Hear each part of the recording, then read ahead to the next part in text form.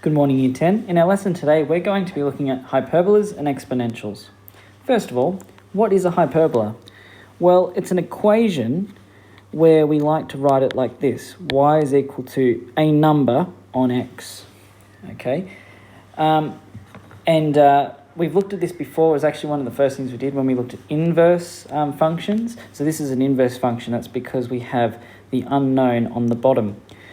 But what do they look like? Well, hyperbolas are weird because they actually look like two graphs in one.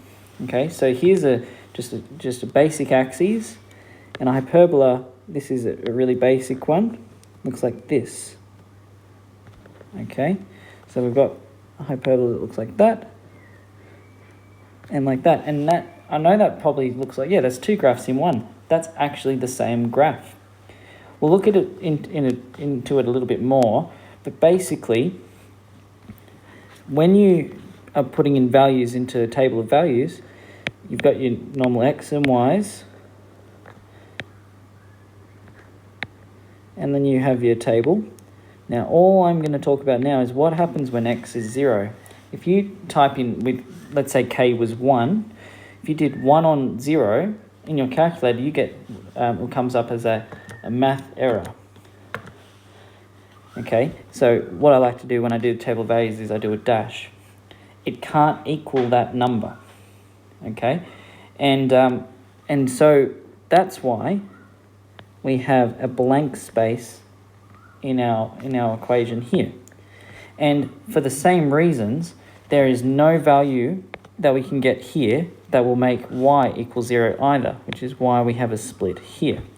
That's called an asymptote, which is a really fancy way of saying a line where the graph doesn't touch. Now, I know it looks like it does, but I try my best here. You can see that there's a gap here, and it will, as that line continues, it will get closer and closer to the line, but technically it will never touch. It will look like it is, but it won't actually touch. So that's a hyperbola. Now, this is a positive hyperbola, and then a negative hyperbola, which I'll do in, I'll change, let's go green. A negative hyperbola looks like this. Okay, it's filled it in for me, which is not exactly what I wanted, but it looks lovely anyway. Let's just get rid of that highlight there. Yeah, looks like it's staying. Anyway, it looks good. So that is the negative version. And the reason why is because on the axes here and here, we've got all positive. And here we have all negative. And two negatives make a positive. So that's why this and this are considered to be a positive hyperbola. And here we've got positive and negative. So we have a negative hyperbola and positive and negative. So that's where the negative comes into it as well. With these hyperbolas, we always get two lines and they look curved like that. Let's draw one. So here we've got example 1, graph y equals 1 on x plus 2. So first thing I'm going to do, table of values. Okay, now with the table of values for this one, instead of doing -3 to 3, that actually doesn't give me that much help. I'm going to do -2, -1, -1/2, 0. And then I'm going to repeat those but going up. So 1/2,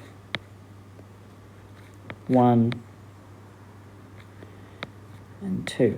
Now the reason why I've gone that extra half in there is because something interesting happens with the numbers. So I'm going to type into the calculator 1 on bracket bracket plus 2, and I'm going to start off with -2 in that bracket. So I'm going to do 1 on bracket -2 bracket plus 2, and that gives me 3 on 2. Now if you don't like fractions, press the S to D button, you can change it to a decimal, so that's 1.5. When it's -1, we get 1. When it's -1/2, we get 0. When it's 0, we get math error, so that didn't work. and when it's a half, we get 4. When it's 1, we get 3, and when it's 2, we get 2.5. Okay, so numbers look really, really weird. Let's plot them on a graph and see what happens.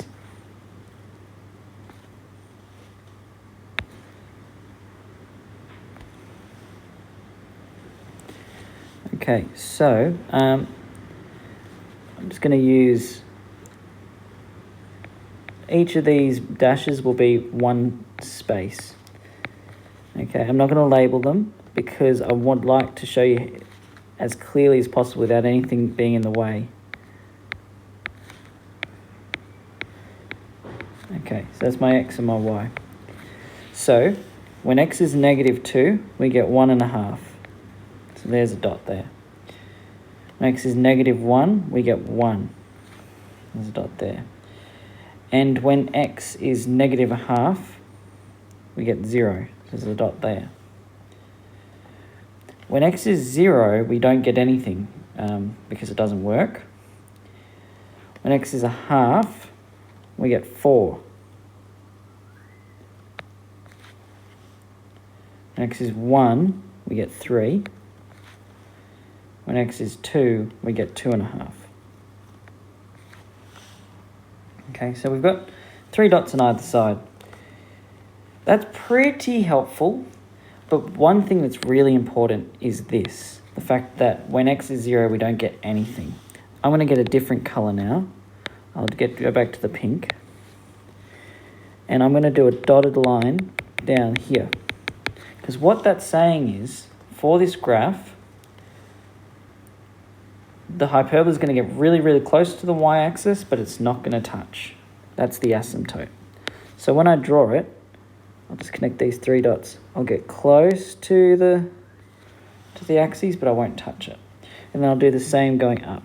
Close to the axes, but don't touch it. And I do a little arrow to say it keeps going. Now you're probably wondering, what do I do with the other curves? Because it doesn't look exactly like what I showed you above.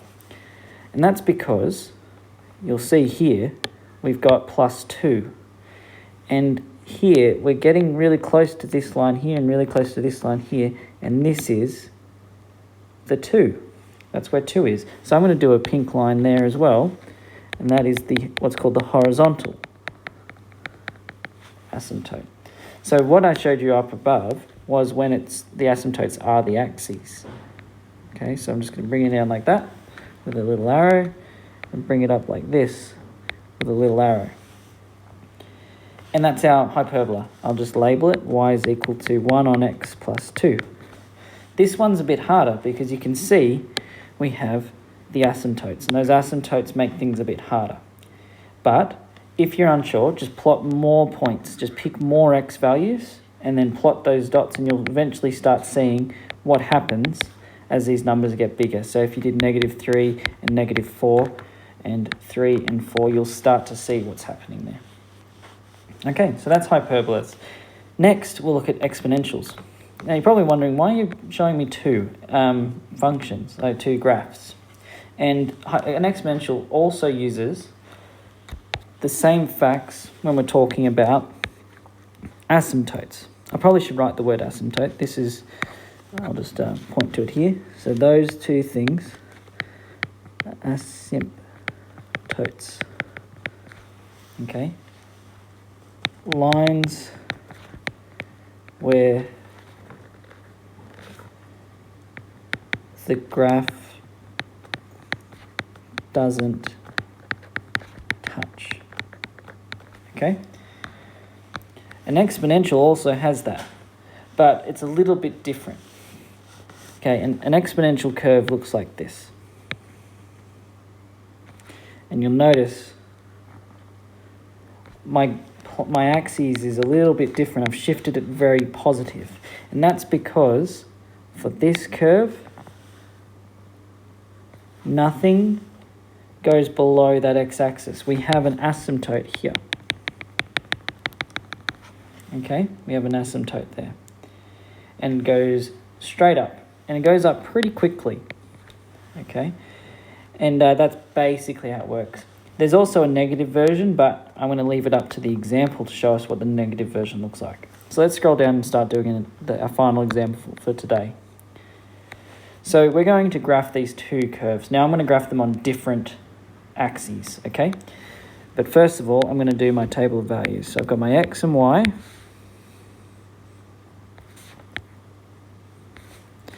And for this one, I'm going to do -2, -1, 0. And where things change is I'm going to do a half here as well. And that's because there's lots of stuff that happens near the x-axis, and then after that it goes away. So we'll see how that works. So for this one, same deal as what we've done before. I'm going to do 2, bracket, bracket, and I'm going to start off with -2 in there. So I'll type that into the calculator, and I'll get 0.25 or a quarter. So I'm going to write 0.25. When it's a -1 in there, we get 0.5 or a half. When it's 0, we get 1.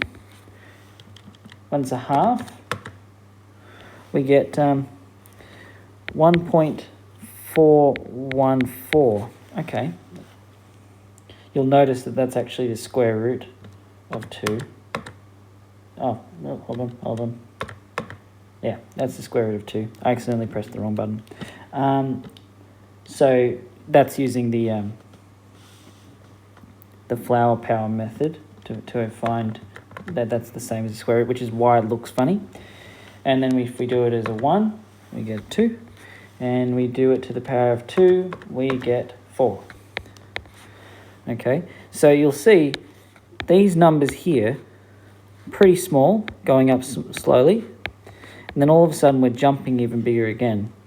And if you did it for 3, we actually get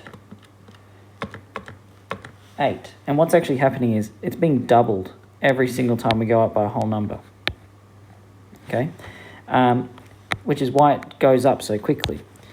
Let's draw it. So I've got my axes here, and you'll notice there's nothing negative in the y-axis. So I'm just going to leave it like this. Now -2, that's a quarter. So I'm going to do a quarter dot there.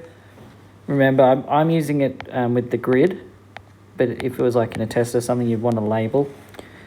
And there's a half. And then when there's 0, it's 1. When there's a half, it's 1.4, so it's almost 1.5. Okay. When you've got 1, you've got 2. And when you've got 2, you've got 1, 2, 3, 4. And I know we didn't do it, but then we actually have 8 as well. I might add it. If we do one more, we get 8. Okay, so that will be 4, 5, 6, 7, 8. Okay, so you can see those dots get really, really big, and we have an asymptote here on that x-axis. Okay, so we're getting really close to the x-axis, but it doesn't touch. Okay, and that's because no matter what we do, we can't get a negative number as our y value. Doesn't matter what x value we pick, we can't get a negative. So that's why it won't ever touch 0 or go below. So that's what 2x looks like, which I'll label y equals 2 to the power of x. So what happens if there's a negative in front of the x? Let's do that here. So we'll do x, y. We'll do the same, -2, -1, 0, a half, 1, 2, 3. And you can pick any numbers you want here. I tend to pick whole numbers, and occasionally I pop in a half near the 0. So I'm going to type into my calculator 2 to the power of negative, bracket, bracket, and I'm going to put in the -2 there. This is especially where the brackets are really useful, otherwise you'll definitely get wrong answers without them. So I'm going to do 2 to the power of negative, bracket, -2, I get 4. I put it in as -1, I get 2. When I put in 0, I get 1. When I put in a half, I get 0.707. Okay. When I put in 1, I get a half.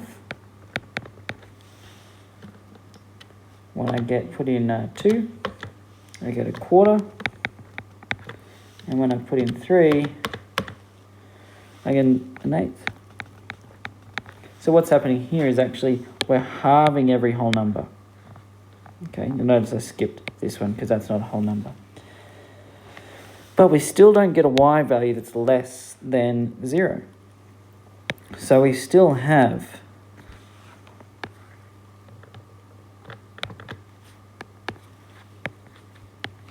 an asymptote here at 0. Because the numbers will get close to 0, but there's no numbers you can pick that will make it 0. Let's plot them. So we've got -2 is 4. 1, 2, 3, 4. -1 is 2. 0 is 1. A half is 0.7, so that's like up here. Then we've got 1 is a half.